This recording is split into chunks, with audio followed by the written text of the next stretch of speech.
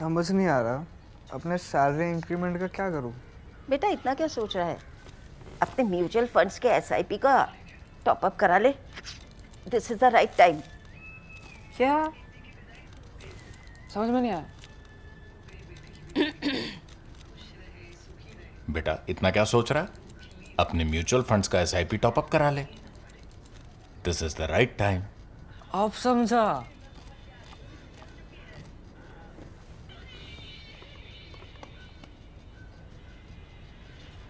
Mutual fund investments are subject to market risks. Read all scheme-related documents carefully. An episode of Cut the Clutter today that's rooted in the history of Cold War tells us the future of big power alliances and the future of geopolitics and also the current state of play. We are talking about Diego Garcia, remember? Now, I'm spoiled for choice in terms of what to begin this with. There are many choices, each one equally interesting, but let me go back to Cold War. Cold War and what matters, a juncture of Cold War history that matters for India. So for India, peak Cold War. When was the peak Cold War moment? Think about it.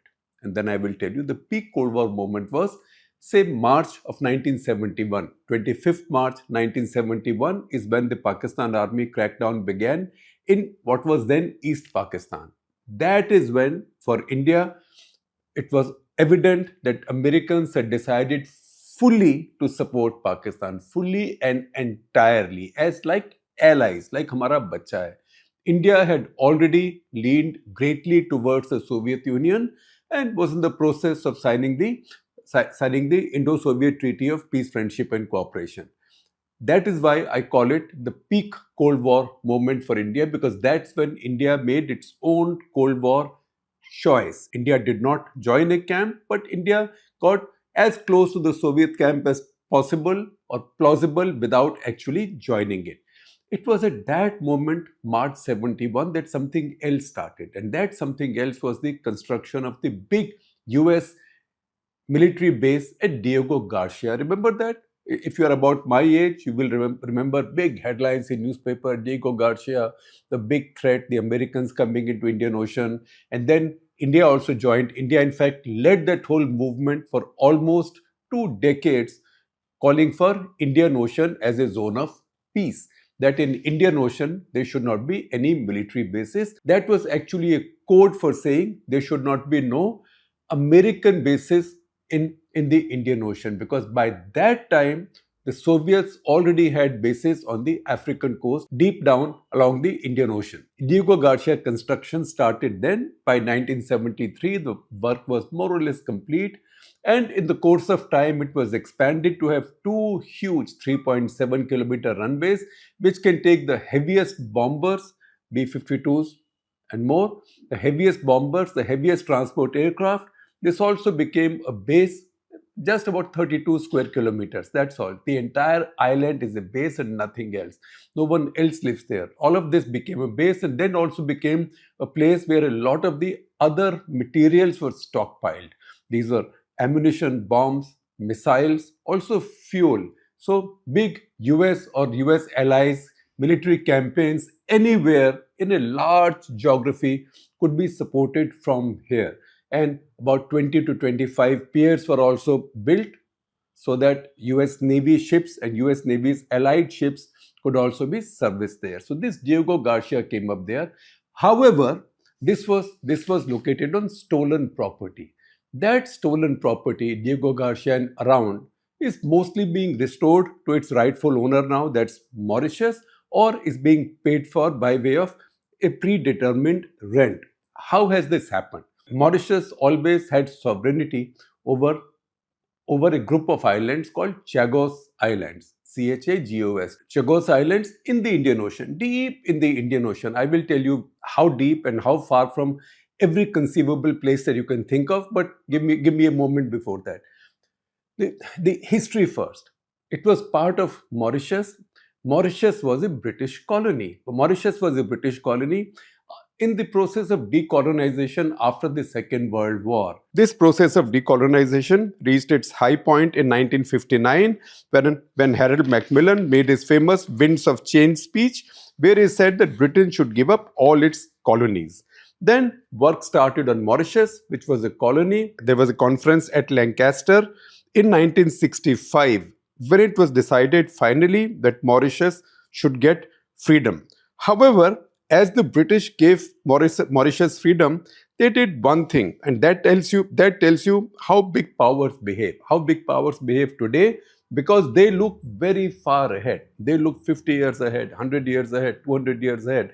They look way beyond a human being's life, because nations have lives much longer than those of human beings or the leaders who lead them at any point of time. So 1965, before giving Mauritius freedom, what did the British do? They excised the 60 small islands where almost nobody was a native. These islands were called Chagos Islands. Of these islands, 60 islands, some of these are just atolls, and they are part of the larger Lakshadweep Chagosian ridge, underwater ridge, kind of underwater mountain, where some of these atolls have come up and these islands have come up.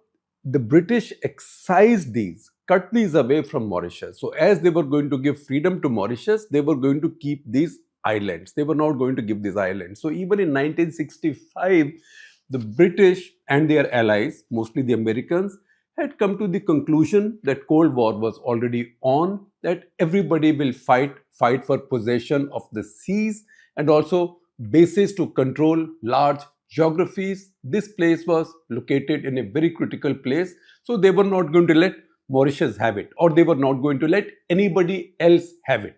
So the British cut away the Chagos Islands, the 60 Chagos Islands from Mauritius, and also signed a 50-year agreement with the Americans, in 1966, to let them have control or let them have use of these territories for security reasons, for defense purposes. The British were paid something for that. Itna free mein nahi tha. What was that amount? They were paid the $14 million equivalent. That was a discount given to them in the co-development of nuclear missiles to be fired from Polaris submarines, co-development with America. So they got a $14 million discount. For that, they sold away for 50 years or rented away for 50 years rights to use these islands for defense purposes to the Americans. That 50-year period would have ended in 2016, when it was extended by another 20 years to 2036. So what has happened now? After that, in Mauritius, there were lots of protests. Mauritius went to the UN. UN General Assembly passed a resolution with a large majority on 23rd of June 2017, referring the Mauritius Chagos Island issue to International Court of Justice. In 2019, International Court of Justice said the British ownership of these islands is illegal. Britain said this is not binding on us, but this ICJ order came back to the UN General Assembly, which again voted to say that this order was legitimate and the British should vacate Chagos Islands. However, the British did not, and negotiations went on and on and on. Finally, these negotiations came to a conclusion, say very early October or towards the end of September last year, 2024, when an accord was arrived at between the government of Mauritius and the government of the UK. That is something that the British Prime Minister Keir Starmer announced on 3rd of October. He announced it. Joe Biden said this was a great deal and he was quite happy with it. However, it was held in abeyance for the American presidential election because the election process was already on. Now the big change is, and that's the reason we are talking about this now, that Donald Trump said this looks like a very good deal. 140 years is a long time, great time. We are very happy. So what's 140 years? Why is the deal so significant? What the British and the Mauritians have done is that the ownership or sovereignty over all the Chagosian Islands has now been transferred to Mauritius, which was also the order of the International Court of Justice. However, in the deal, the British said that, look, we have strong security interests, military interests in Diego Garcia. We can't leave Diego Garcia. So you might have sovereignty over it, but why don't you just rent it to us? Right? I'm using the expression rent it to simplify this. But the deal now is that the British will pay 90 million pounds per year now for the next 99 years. And this 90 million pound fee will be indexed, which means as inflation, etc. go up, there must be a formula. This will also go up. And some of this will be now given lump sum, like a rounded off amount, like on some net present value basis. So Mauritius can carry out some development activities, build infrastructure, and also some money has been given to Mauritius to resettle the Chagosian people. How many people are these? When the Americans took over the islands, there were about 924 people, just that many. These were mostly people who came to work on coconut plantations and stuff like that. You know, the history of colonization also is the history of resource curse. So any place which had resources, it can be today oil, it can be today going ahead critical minerals. See what's happening in Congo, see what's happening in Mozambique, other parts of Africa. That's about critical minerals, right? There's a lot of tussle about oil that we know very well in the Middle East and elsewhere.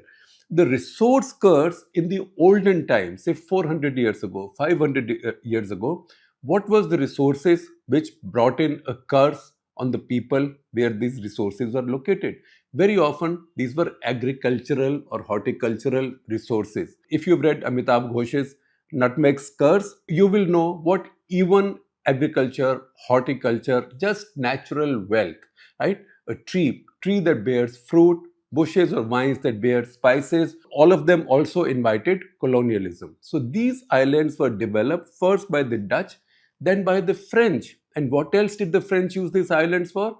They made a leper colony. Those days there was no treatment for leprosy. People who got leprosy, unfortunately, they were shunned and they were put as far away from other human beings as possible. So the French also developed this into a leper colony.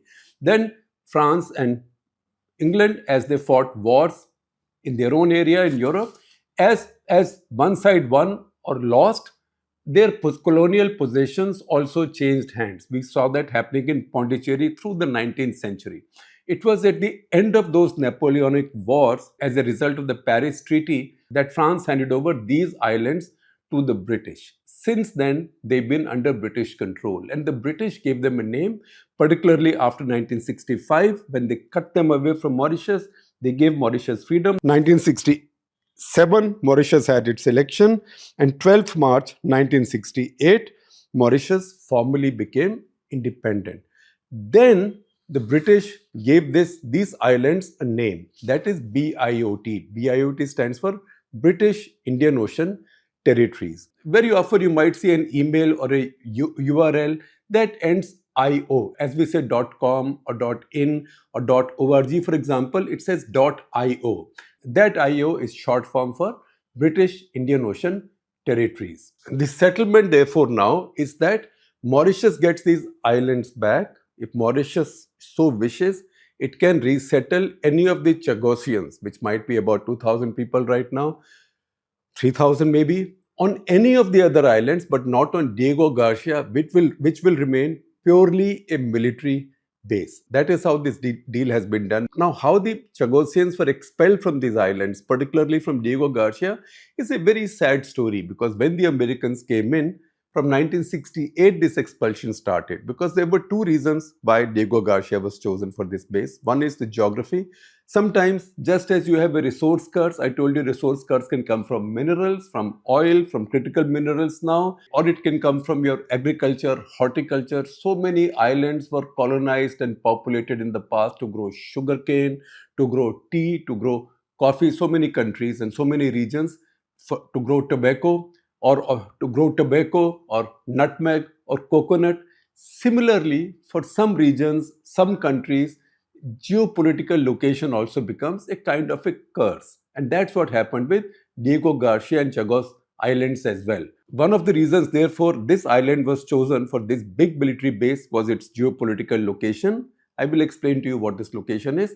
And second, because there were hardly any human beings there. Because if the Americans and their allies had taken another island on which maybe 50,000 human beings lived, then removing them or quarantining them or keeping them away from the base would have become a problem. In any case, that population would have risen, they would have had their own lives, there would have been security issues, would not have been possible to run an island purely as a military base. That's a big privilege that the Americans saw they will get in Diego Garcia. Now see the location of Diego Garcia.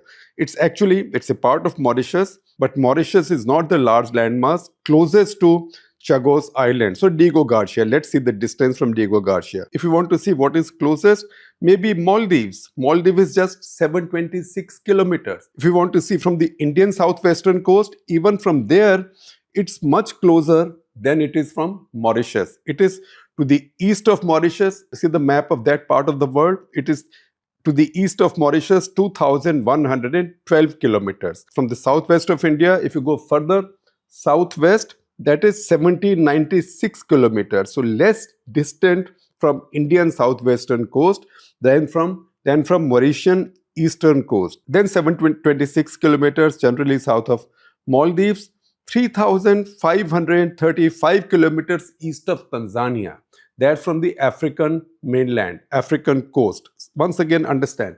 And you can again see on the map how far from Somalia. It is in fact probably the island most distant from any other inhabited landmass than any in the world, among the many. That's why this is among the two big military bases that America has in the Indo-Pacific region. That's the reason it's one of the two major American military bases in the Indo-Pacific region.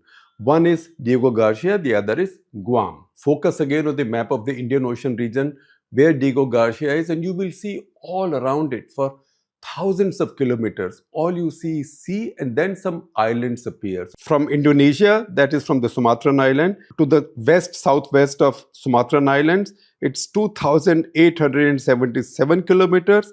From Australia, it is 4,723 northwest. Important thing is when you travel all these distances between you and Diego Garcia, there is nothing. Once again, this helps us understand the geopolitical value of this tiny island. Now, if you want to understand this better or do a deeper reading, I am also sharing some writings with you. You will have the links with the description. One is the International Institute of Strategic Studies, IISS Strategic Comments on this issue. Please see that. Second is a Lowy Institute paper. Lowy Institute is a reputed Australian institute. This is titled Strategic Consequences of Chagos Islands Dispute. And then there is a paper from Carnegie, which is beautiful. It is just about mapping the Indian Ocean. So please see that. You can also play with it. And as you play with it, you will see how far do big powers think. And the current agreement of the lease is 99 years, extendable by another 40 years. That's how forward the big powers think.